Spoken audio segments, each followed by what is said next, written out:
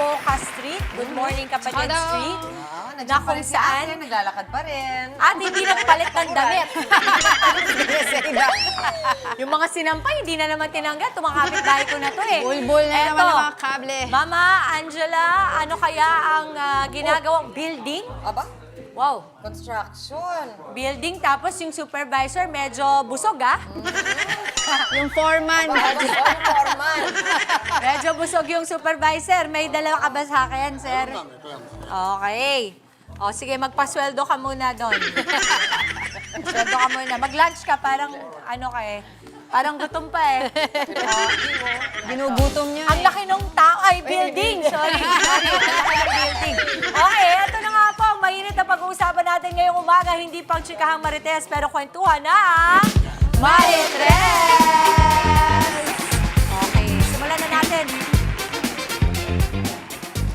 Lunes na Lunes. Ikababad trip ata natin. Parang sulat kamay pa Eto, talaga. mama. Oh, ganda naman nung... Okay. Umiiwas ako. Nagbabago ako ng daan, pero parang mas lalo niya akong pinupuntirya. May kapitbahay kaming mag-asawa na mababait naman. Pero ang anak nilang tambay na nasa 30s, ako ang laging target. Sa tuwing dadaan ako, may sipol. Minsan, binabati niya ako ng good morning, sexy, habang umunguya ng chewing gum. Tinititigan pa ako mula ulo hanggang paa. Dahil dito, minsan hindi na ako pumapasok sa school. Minsan, balot na balot ako kapag lalabas. Pero kahit anong iwas ko, parang mas lalo siyang lumalapit. Minsan, nagpapahatid ako kay tatay, pero natatakot akong magsumbong at baka lumaki pa ang gulo. Ngayon, hindi ko na alam ang gagawin. Dapat na ba akong magsumbong sa mga magulang ko?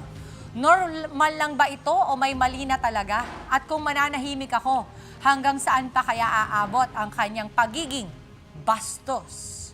Ayaw sa bastos, 224. Parang natataon yan ah. Parang laganap talaga mga bastos ngayon eh. Ngayon ah. Sana Ano ba ba yung mais niya? ko? Kailan na ba Busalan daw nga niya? yan. Oo, busalan. Oo, ubus ang mais mo eh. Alam mo, girl, busal ka na.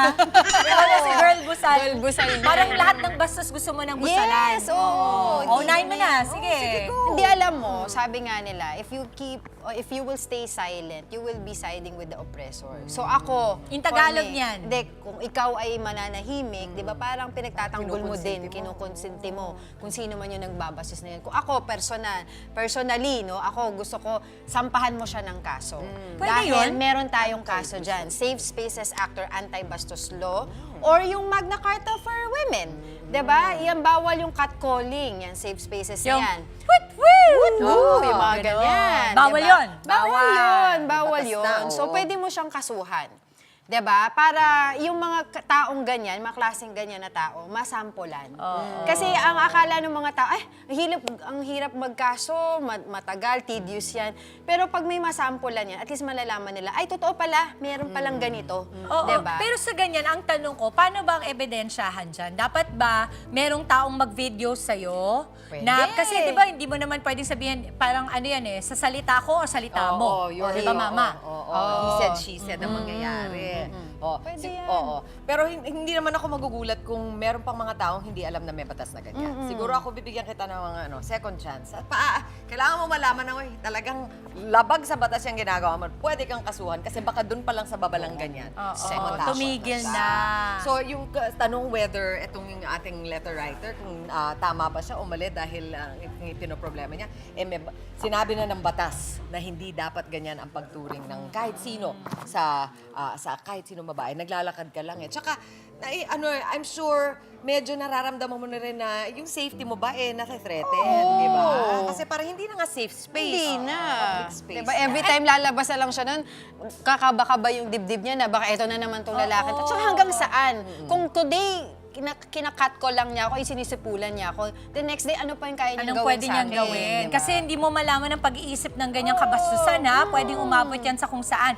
Ang tanong ko, ang protection ba na ito ay para lamang sa mga kababaihan o meron din itong version para sa LGBTQIA+ Pwede community? yan. Kasi Wala di ba, namang genderless minsan ano rin yan. sila, mama. So genderless Oo, ang oo. anti-bastos law, tama? Kahit ang lalaki, kung feeling mo, Yun. ginaganyan ka Oo, na. pwede rin. Ng babae naman or ng kapwa mo lalaki din. Yes, wala naman hinahanap yan na, yung 9262, yun yung for women and children. Pero iba naman ito, this is universal. Okay. Ako ang panawagan ko dun sa mga nakapalikid sa mga taong ganyan. Ay, i-warningan nyo na yung mga kilala nyong ganyan na hindi na pwede yan, 2026 na, hindi nakatanggap-tanggap yan, kaya magbago na kayo. Oo. At Dahil ngayon, talagang lalo ganun. mama, no, laganap sa social media, kitang-kita natin, maraming usapin tungkol dito.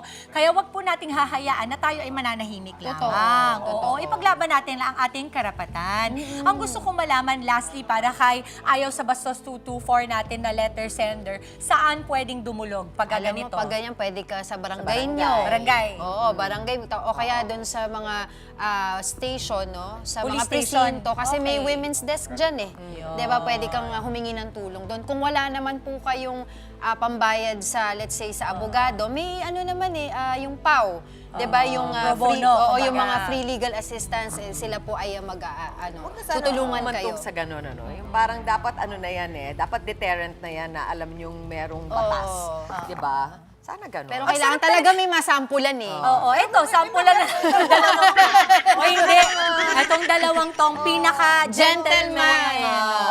Wait lang. Aba, Anong tinan ba't mo, kayo busy. Inisip ko yung plano sa building. Busy Napakaliit ng sila. plano sa building na to, ha? Napakaliit ng plano. Ano lang yun? Mahaba yung buhok. Parang yan ba yung wanted? Parang yan ang wanted. Sukatin natin Sukatin yan. yun. Sukatin. Ganda ng plano natin dito, ha? Sa pagkakataon na to, gusto kong tanungin, Oo. kapag meron kayong kapatid na babae, nanay, lola, binastos, anong gagawin mo? Nako, lalo na kung yung lugar na yun ay palagi niyang dinadaan o hindi maiiwasan na daanan, sisiguraduhin siguro una, hanggat maaari kung kaya mong samahan mo. Pero kasi hindi naman sa lahat ng pagkakataon nandun ke. Gawa ng paraan, for example, samahan mo, one time i-video nyo kung meron ng bastos Yun nga para eh, mareklamo. Gusto kong malaman. Ikaw naman, Doc. Ay, hindi ko ito tolerate yan. Di ba? Dapat merong safe space. Magsasalita talaga ako. Abangan Isumbong natin kung sa kailangan kanto isumbong. yan. Oo. At pagsabihan. Ito naman, ito away eh. Di ba lang? Hindi, bawal anti-riot Hindi nga naman, yung dapat naman. sa'yo. Hindi, pero ang ganda naririnig natin yung perspektibo ng ating mga kalalakihan dito dahil importanteng alam din natin yan na hindi lahat ng kalalakihan or kakababaihan ay maaaring gumawa ng ganitong bagay. Saka sa mga lalaking ng kakatcall, ano bang napapala nyo dyan? Ay, mas nagiging Nakakamacho magiting ba ba yan? kayo? Alam mo, it says more Nakakamacho about ba? you. Oo. Diba? Ito, panawagan sa mga nanay. Lalo na yung mga nanay ng mga lalaki. Palakihin nyo ng tama. Ay, pwede na, Yan. di ba? Alam na natin ngayon, nasa sa atin din yan habang lumalaki yung mga bata. Agree. Di pa alam na sa kanila na hindi yan katanggap-tanggap. Ito naman ay walang pinipiling estado sa buhay, mayaman, mahirap, may pinag-aralan, wala. Ang pagiging maayos na tao ay hindi dyan nababatay. Ha? Tama. Nasa na ba Agree. ang mga... Asa na nga ba? Kapitana! Asa na nga ba ang pamalo? In the wise words of my best friend Angel, asa na ba ang pamalo mo? Sa mga gustong dumulog po at humingi ng payo sa kanya-kanya mga issue at problema sa relasyon o sa buhay, i-share nyo na po ang inyong kwento. Sali na sa aming Facebook group. Nakapin po yan sa aming official FB page. Abangan po bukas ang isa na namang istorya na ating pag-uusapan, hihimayin at bibigyan ng opinyon dito lang sa... Mga kapatid, Dimples Romana po, maging maalam at may pakialam sa mga napapanahong issue at headlines. Mag-follow na po at subscribe na sa social media pages ng News 5.